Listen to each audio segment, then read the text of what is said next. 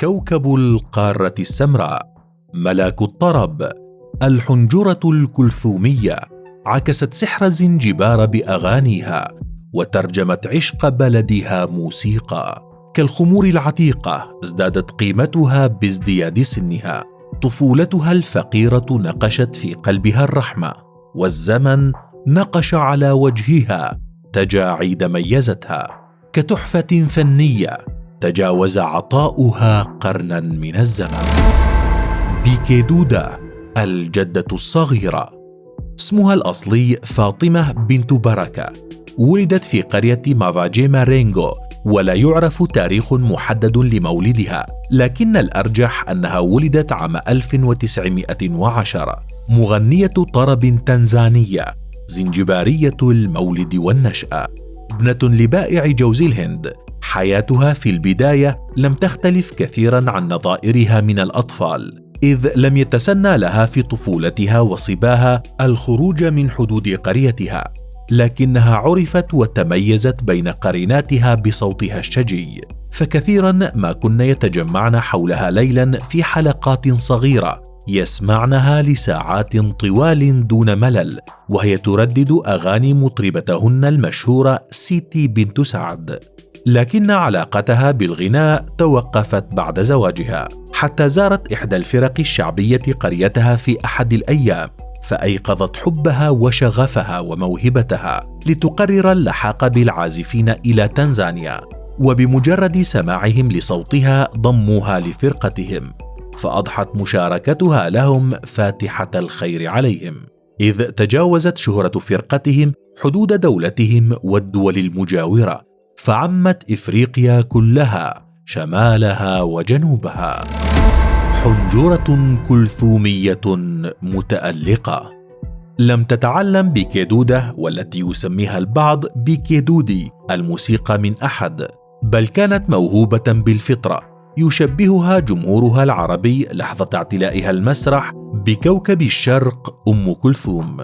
على أنغام موسيقى الدوم وسط الفرق الشعبية غنت، وبالعربية تألقت، إذ اشتهرت بأداء أغاني الطرب السواحيلي الذي يغلب عليه الطابع العربي. كما ظهرت في أكثر من مقطع مصور تغني لأم كلثوم،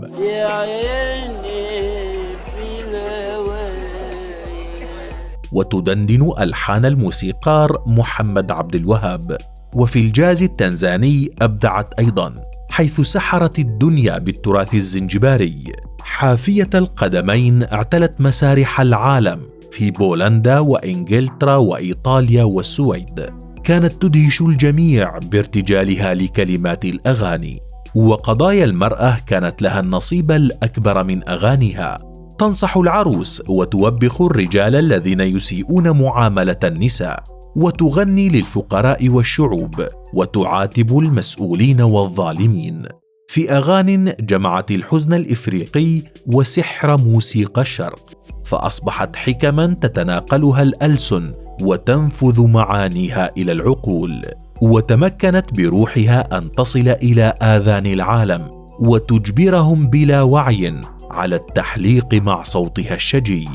فرسالتها تصل بهدوء إلى سامعيها، لا تحتاج إلى ترجمة، حتى أنها حين زارت اليابان قال عنها مواطن ياباني: من المذهل أن أرى هذه الأسطورة، إنها تغني وعمرها 95 عاما.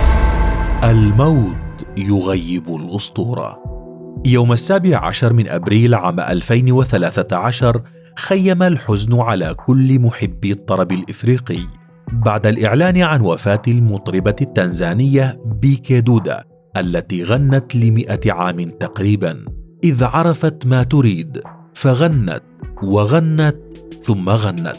لكنها كانت تدخن بشراهة حتى أهلكت تدخين رئتيها، وحاول عرقلة مسيرتها وحرمانها من شغفها بالغناء، فتحدته وتألقت وأبدعت، وأعطيت البركة في العمر حتى تجاوز عمرها 100 عام، لتفارق الحياة عام 2013 بعد أن حصلت على جائزة ووميكس العالمية عام 2005 لتأثيرها الكبير على الموسيقى والثقافة في تنزانيا. ووسام الفنون والرياضة التنزاني عام 2012. وقد شارك رئيس تنزانيا جاكايا كيكويتي في مراسم تشييعها، وتوجه المئات إلى منزلها في جزيرة زنجبار لتقديم العزاء قبل اصطحاب جثمانها إلى مسجد للصلاة عليها، ثم أودعت في مثواها الأخير بقرية كيتومبا وسط دموع محبيها ورفض كثيرين منهم تصديق خبر الوفاة. الأيقونة الإفريقية التي قال منتجها شوشو إنها لو عاشت في أي مكان في العالم غير تنزانيا لأصبحت مليونيرة بصوتها وموهبتها. فما رأيك بالجدة الصغيرة؟ وهل سمعت بها من قبل؟ تحت التراب جيت أبكي على